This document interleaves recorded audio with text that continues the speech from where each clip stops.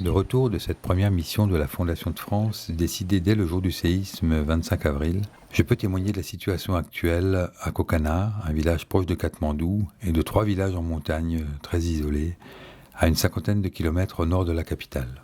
La Fondation de France était accompagnée par un membre de la Fédération des organisations non gouvernementales népalaises, qui regroupe 5700 associations locales et est en lien avec les autorités. À Kokana, vieux village situé à quelques kilomètres au sud de Katmandou, à première vue, les belles façades anciennes en briques rouges semblent intactes. Mais les cours arrière des immeubles à 2 ou 3 étages révèlent l'ampleur du désastre, et les écroulements barrent de nombreuses ruelles. Aucune maison traditionnelle, construite par l'empilement de briques maintenues par de la boue, n'a résisté aux secousses. Seules les maisons disposant de poteaux en béton ont tenu. Les occupants sont des petits paysans pauvres qui cultivent riz, céréales, légumes sur les terrains alentours, avec quelques vaches dans les enclos. Chèvres, canards, poules déambulent dans les rues du village. Les habitants sont relogés sous tente. L'urgence est de se protéger pour la mousson qui arrive dans un mois.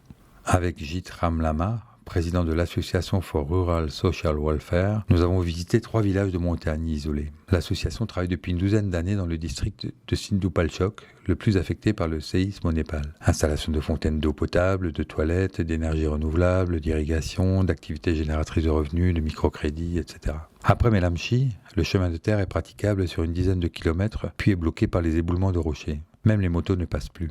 Après 3 heures de marche, nous arrivons au village de Dap. Toutes les maisons sont effondrées et ont enseveli les réserves alimentaires, riz, céréales, pâtes, haricots, huile, sucre, thé, mais aussi tous les outils pour le travail des champs, les médicaments, les habits, les couvertures, les matelas, etc. Des centaines de vaches qui restent dans les étables adjacentes aux maisons ont également péri, ensevelies sous les décombres. Les villageois ont construit des abris de fortune avec les matériaux restants de leur maison, principalement les pierres, les poutres et les tôles des toitures. Pour eux, la priorité est de pouvoir s'approvisionner en denrées alimentaires, mais aussi en matelas, couvertures, vêtements, etc.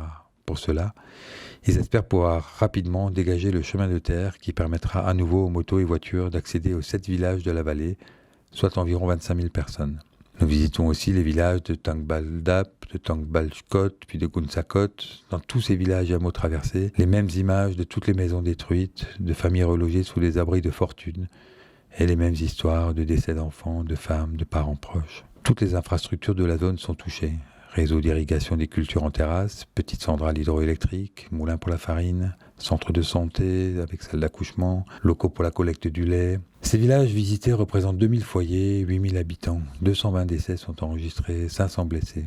1924 maisons, 9 écoles, 3 centres de santé, 3 petites centrales hydroélectriques sont à reconstruire. Aucune aide n'a été apportée jusque-là à ces villageois.